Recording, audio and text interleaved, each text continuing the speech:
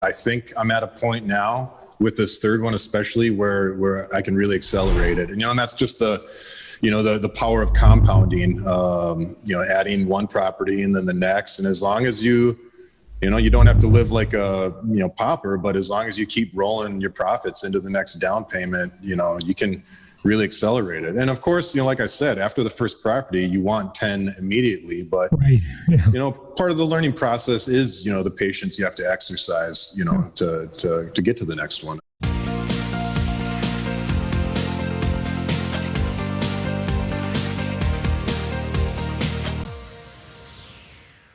It's my pleasure to welcome Curt Moe today. He is a client, and this is a client case study, and his is special in a lot of ways. I think you'll like it. Curt, welcome. How you doing?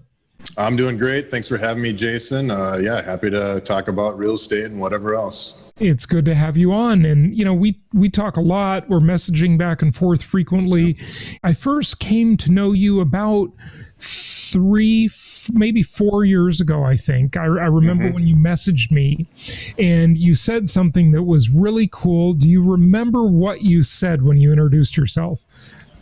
I don't. I don't. I'll remind you. I'll remind you then. You said, "Hey, Jason, my name is Curt Moe. I've been listening to your podcast for 9 years, and I finally bought a property, and I've been working with Sarah," and that's what you said. Excellent. Excellent.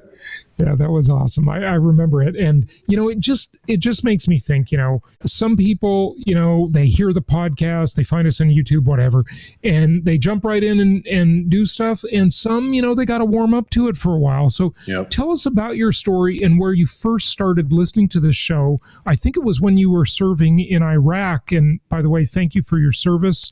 Yeah, thank you. Tell us about that. Yeah, so I went to Iraq in 06, 07 and had a lot of downtime. And that was also like, you have time to kind of think about, well, what do I want to do next with my life? And I had been working in coffee shops for like 7 years. And during that time, I was like, I'm done with this, but I didn't know what I wanted to do. And I just started going through the whole Kiyosaki library. And I think I read at that time, all of the Rich Dad books. And then started, podcasts were a brand new thing, and I stumbled upon yours. And after reading his books and listening to your podcast and some others, I knew like, hey, I want to get into real estate. But at that time, and when I came back, I had quite a bit of consumer debt and some student loan debt, and some core beliefs that I had to address also. So, that was 06, 07. And then, I sent you that first message in like 2017 when I bought, the first house in Memphis. In that 10-year period, it's a struggle, a mental struggle of wanting to invest in real estate so badly, but having to address that debt first. And I didn't pay off the whole debt before I got the house, but I got it down to a point where my monthly payments were enough that I could save more, where everything didn't have to go to the debt payment. Which debt are you referring to? I had credit card debt. I had some student loans and stuff. Okay, so tell us about those core beliefs that you had to change and why that was impactful. Sure. So I had a pretty rough young childhood and just a lot of ingrained stuff in there that maybe I wasn't deserving of wealth, or I wasn't deserving of a quality life. And that's something I'm very open with it about people these days. But it's something that, you're saving and you have this goal, you want to get into real estate, but you're always coming up against these beliefs that, that in your core says you can't do this, or you aren't, worthy enough to do this. That's just another piece of the pie that I had to get through. And just like a lot of people say, once you get that first property, it's like, okay, I'm ready to do 10 more. Mm-hmm. Yeah. Well, that's great. And, just fast forward a little bit. So, well, first of all, maybe we'd talk about these beliefs a little bit, but I want to make sure, Curt, that you talk about that other message you left me that I will never forget, where you were changing jobs and relocating, and how, just having 2 properties, no big deal, not a giant portfolio, not 50 properties, how it really, really, I guess we're going into it now, but we'll get back to the beliefs. That's all right. To back up just a minute, I got the first house in Memphis, and then shortly after I moved down to Tennessee. And, I just said, why don't I move to where, it's a great market and I'll really start to learn things and understand Memphis. But one thing that really opened my eyes there was I got a different job in Memphis, but I ironically got hired at the exact same rate I was making in Minneapolis, high tax Minnesota. Went down to Memphis, no state income tax. And just from that move, again, making the same amount in my salary, I was still able to net around $500 a month just from the no state income tax. And that really opened my eyes to what the lower taxes can do. Yeah, and right.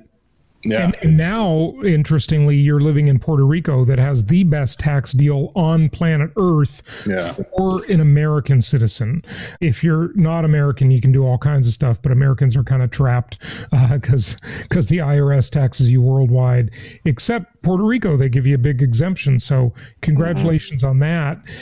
Just to also explain, you're an IT professional, right? Yep. So you do information technology, and saving $6,000 a year on taxes was significant because in a couple of years you can add another property to your portfolio, right?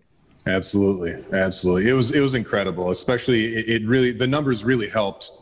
I mean, I would have preferred more money when I moved to Memphis, but just the fact that I was getting the same amount in pay, but my checks were like, or at least every month was like $400 extra or $500.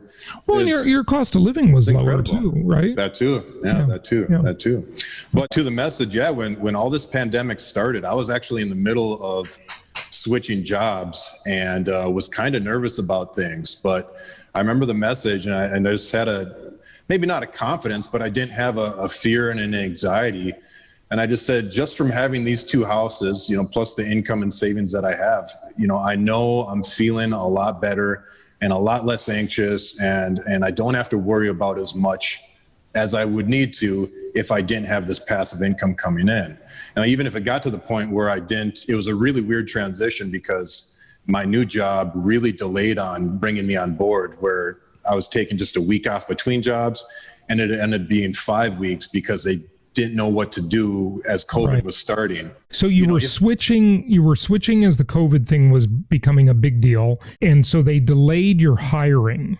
Yeah. And that's when having the two rental properties made you feel more secure because you had the income from them, right? Yeah, because I thought at any day, companies were starting to downsize already. This was March, April. And I thought any day they're just going to say, hey, we need to downsize also, and we're not bringing on new people, or we're going to a hiring freeze. I was convinced that was going to happen until that laptop arrived in the mail for me to start working for them. Right. Okay. Yeah. Cool. Okay, good. So, and now you've got a third property underway, right? Yeah, I'm closing Thursday. Yeah, okay. I'm going to fly back to Charlotte because unfortunately the government doesn't let you wire money electronically. With some banks. So I gotta fly to Charlotte, close, and then I'll fly back the next day. Okay, cool. So basically you've done a property per year, right?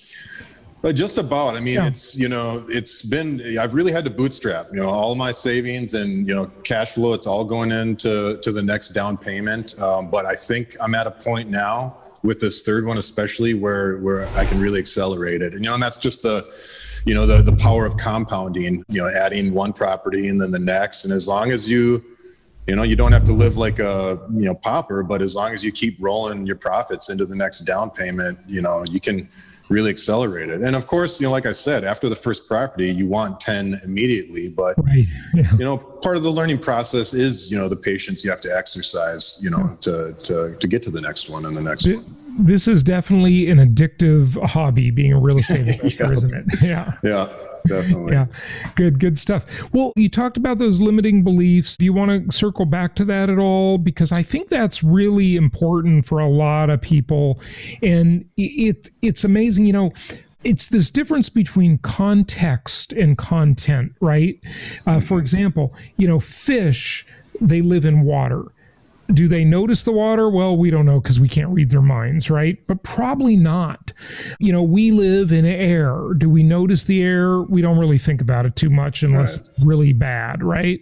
But everything in our lives is generated out of this belief system we have. And that's why it's so incredibly important to manage one's belief system, isn't it? Absolutely. Absolutely. And they really, you can have unlimiting beliefs and you can have limiting beliefs. And I definitely had limiting beliefs. And it came to a point where, I just accepted my past and really dove into those. And it's a thing where I've read the prosperity books and the wealth books and the finance books and the Tony Robbins. But until you really, look at yourself and confront those beliefs. And, I recommend if they're bad enough, see a therapist. I've done that and I still do that. And it's extremely helpful for me. And most therapists, though, aren't going to be prosperity conscious, though, are they? No. But if you can address like beliefs of like shame and guilt that you may carry from your childhood, where that was the repeated message that you received. I mean, absolutely, it's going to carry over into other things of life. Sure. I mean, you change it in one area, and then it's your diet and your health and your exercise. It's lifted also. Right. Well, you're definitely a health conscious guy, I'm sure. I mean, I know you're in great shape. I met you when you came out to our Meet the Masters in 2019, right? 19, Ron Paul year. Newport Beach, California. And the funniest thing, you sent me a message right before the event. We hadn't met yet, but it was another, you sent some funny messages. I love them. And this message was funny. He said, "Hey, Jason, let me know if you need any help with the event. I'd be happy to work security." And I'm thinking, God, if I need security, I'm in trouble. Oh man. But if you're not watching this on video, Curt is a big buff dude, so he could handle security for sure. Thank you. I wasn't always. Yeah. I was upwards of 250 at one point. But it applies with health and weight and with prosperity and with all these things, doesn't it? We just relationships. Absolutely. Yeah. Absolutely. Yeah. They say the most important conversation any of us will ever have is the conversation we have with ourselves. And we're just talking to ourselves all the time, all day long, aren't we? Yeah. Yep. Yeah. Share with how changing these belief systems, just any more on that? Did you change the conversation with yourself? What was the old one? What's the new one? Oh, definitely. I mean, the old one, one of the messages I got growing up was, everything I touch breaks. I was a troublemaker. I got into trouble all the time, and a lot of things broke, when I did that. So it wasn't untrue then. No, it wasn't untrue. But then when you hear that repeatedly, it gets ingrained in you, and like I told my sister the other day, I said, I carried a lot of pain for a long time. And I think, a lot of people who knew me knew, but I'm just very open to sharing these things now, especially during these COVID times, because I think a lot of people are hurting and they need that stigma removed of, things like depression and things like mental health, that we're human. We go through this stuff, and if you know that someone else has gone through that, and you're going through it and trying to hide it or just keep it in, or you're just scared to even admit that you have it, hearing one person say that's what changed my life a long time ago. Curt, it's interesting that you say that, because I read a post on social media this morning that circles right back to what you're saying. And it said something to the effect that suicide is not a selfish act, like some people have said that it is, right? But it's the final symptom of a disease known as depression. It's the final thing, right? And it's so sad when that kind of thing happens, right? But it's true. Everybody goes through these difficult times, these rough patches in their lives, and it's just helpful to know that it's normal and people go through it, right? It is. And, social media does us no favor when you have the curated, someone takes 100 photos and posts the one that just looks awesome. Right. And we're constantly seeing that. And then, mentally or consciously or unconsciously comparing ourselves to that, so I'm a big recommender of, getting off Facebook, which I've done recently. And anything else that overall, it's like when you look at social media, just a tangent, look at it as the overall. And for me, it was a net negative. over the whole time and years that I used it, it was a net negative. You know, I got less out of it than I gained. Yeah, I'm starting to think the same way, you know, and I've been, I don't know if we're still on Facebook together, but I've been posting a lot of things since I got restricted. I got put in Facebook jail for saying, quote, "They just want a fair election." Apparently that was blasphemy, Curt. And so I've been really outspoken lately. And I was thinking, what if they kick me off?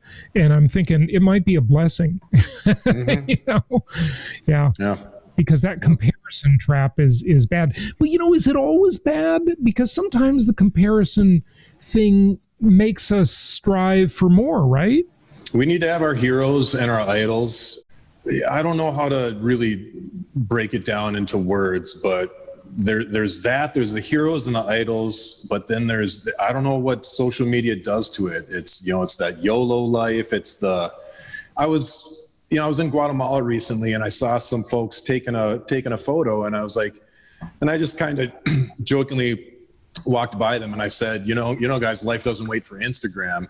And the girl immediately replied that, you know, pics or it didn't happen, you know. Well, it did happen. And when I go on vacation, I take photos of like nature and stuff, but what I don't take photos of is up in my head. And I don't worry about not posting it or something like that and getting all those likes. So yeah, I think one way to think about that is, you know, go ahead and take the photo if you want to take the photo, right? You know, for those of us old enough to remember, there was a time in life when we didn't take photos all the time because it cost $1 a photo. And if you adjust that for inflation, you know, that's probably like $5 today. Okay. Yep. So taking photos was expensive. It was something to be used conservatively. But go ahead and take the photo and then put your phone down and experience it. Yep. You know, absolutely. And just take in the beauty of whatever you're looking at, right? Life is happening, you know, regardless of what's going on in someone's state or someone's country, lockdown, you know, in regards of lockdowns and stuff. Life is still happening and people are still living it, and it's out there for anyone. It certainly is. Okay, so these beliefs, do you feel like you overcame them, or is it something that you always have to just constantly work on and remind yourself of? With other things, I've gotten, you know, where you make a little progress and you're like, oh, I got this. And I've done that with core beliefs. And I think just the cautious approach I'm taking it is just to assume that it's something that I'm going to have to work on, at least for a long time. Maybe not lifelong, but just it's important to me enough, and I've gotten so much value, and I'm just a completely different person from, you know, addressing them and working on them, that I get value when I do really dive into them. And things like yoga and meditation, I mean, anytime I do yoga and meditation to start my morning, the day, at least the first half of the day, whatever happens, I'm still super chill and it feels great. So. Yeah. And in your line of work, there's a lot of things that go wrong, right? Yeah. Yeah, definitely. Well, what's your plan for your real estate portfolio? I don't know if you remember the 5-year plan. I think it was before the 2018 Meet the Masters, or I forget when we did that, but I had the Ric Flair costume when I did mine. But then I think mine then was 8 properties within 5 years, and that was 2017 or 2018. And I know I can still hit that. So I got till 2022. So once we get this next one, I think I can accelerate and maybe refinance the 2 that I've had and really just kick that into gear. I'm not a huge like definitive goal person, but I just keep progressing, you know, and everything I've been doing since 2017 is just funneled into the next property, you know. That's awesome. That's awesome. So before you picked up the books and started checking out the podcasts and so forth, why real estate? Why income property? What brought you into that? I really don't know. I think, and anyone listening, I was thinking about this as we were getting, you know, as the days were approaching for this interview. And I was thinking, anyone who has gone down a rabbit trail of podcasts, or maybe they found you from George Gammon or someone else, and they found the Jason Hartman podcast, like, be thankful that the stars aligned to get to here, or maybe they didn't, but they're on, listening to some other podcast.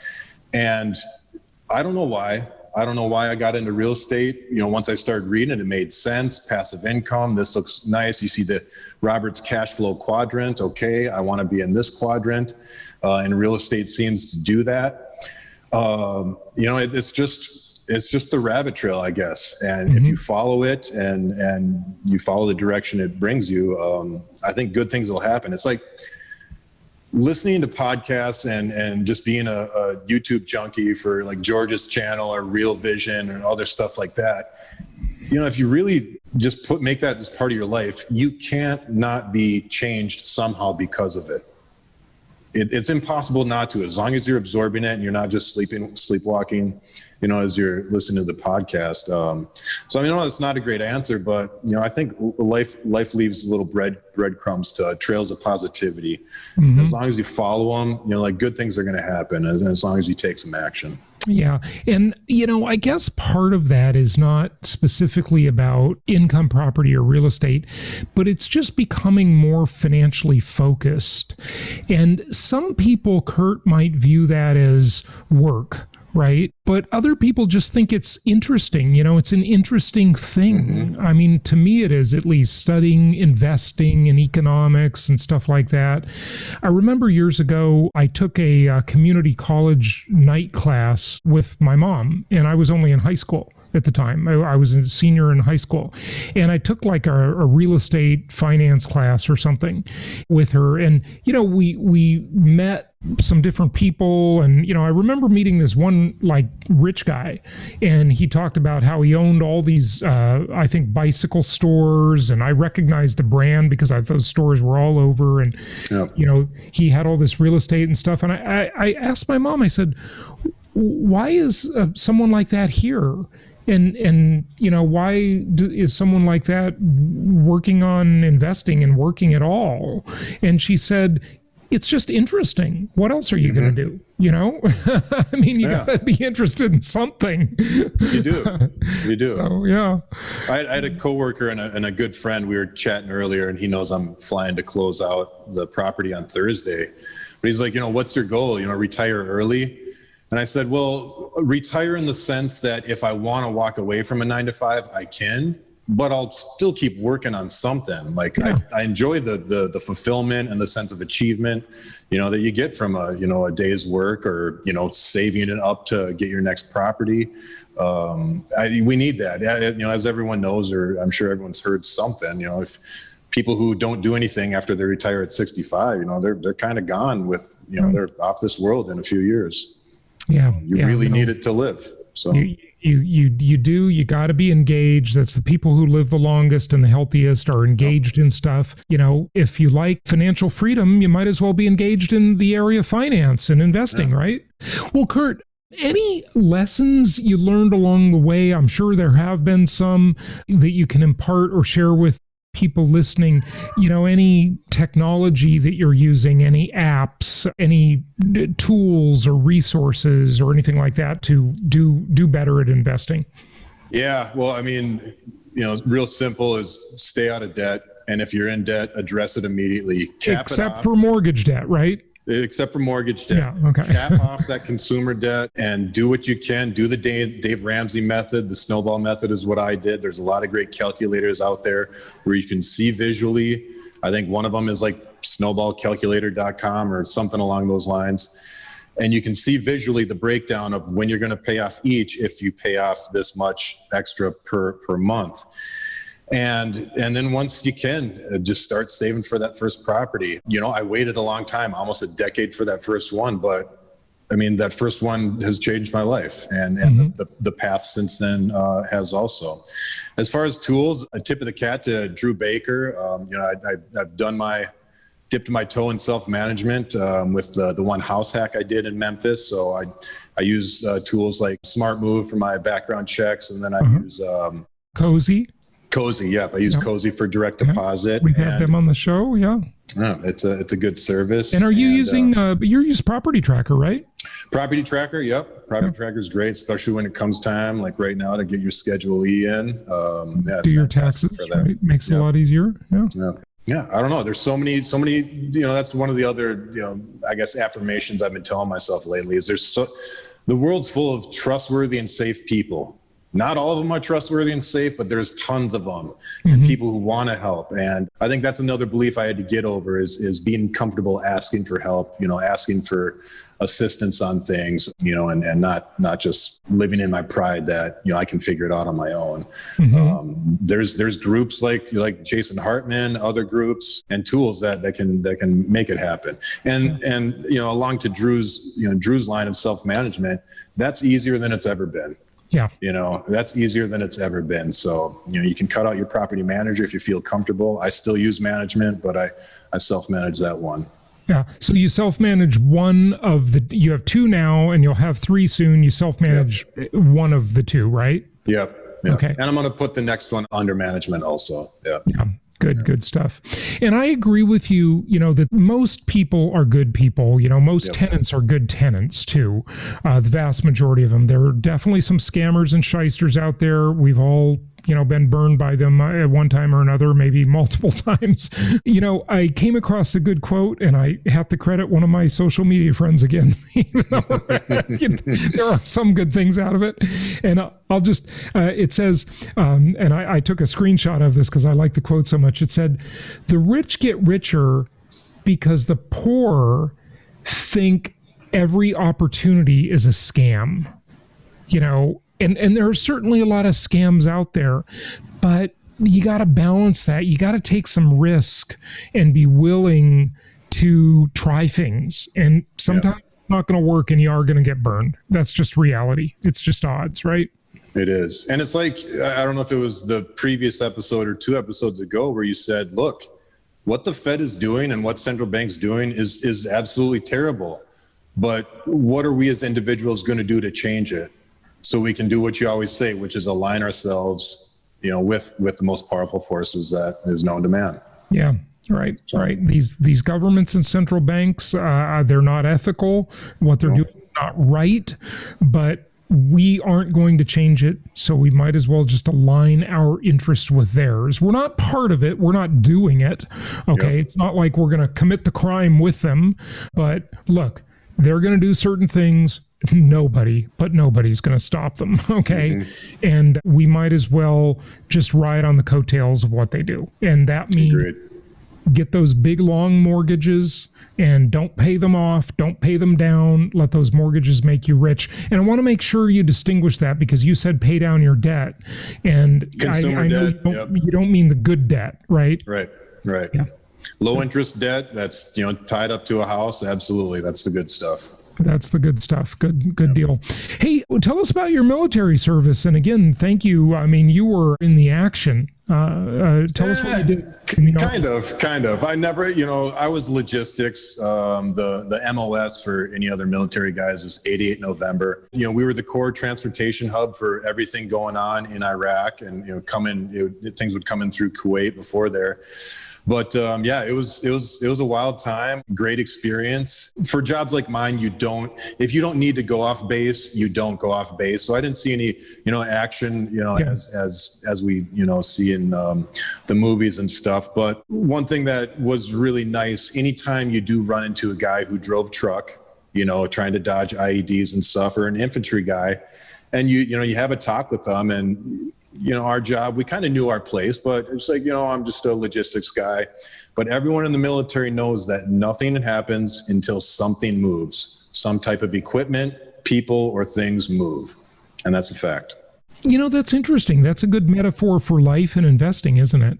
It is. Yeah. Yeah. So until you take action and, start buying properties, nothing happens, right? You can learn about it, you can think about it, and that's all great. Get educated, but you got to do it. You got to do it at some point. Yeah. And you don't have to wait 9 years, but if you do, hey, like I said, I'm still very happy that, I'm on that path. So Good stuff. Good stuff. Well, Curt, thank you so much for sharing your story. Thank you for your service. And it's just always great. People love when they get to hear client case studies from real people like yourself. And I'm just really happy for you. So keep up the good work with your investing. And any final words to wrap it up? I can't go without a tip of the cap to Adam Jackson, who, we were at the Memphis property tour. I think it was 2017. And he told me, he's like, I cashed out my 401k and bought 10 houses. And I was like, what? Yeah, and he was on the show talking about that. Yeah, he's been on a few times. Yeah. And that kind of is like, okay, I have a little bit in my 401k. I can do something here. And so he, just that little conversation also played a big part in me getting that first house. So I always appreciate you, Adam. That's awesome. That's awesome. Yep. Thanks so much. Curt, really appreciate you being on the show. Thank you very much, and happy investing, my friend. Thanks, Jason. Thanks for having me.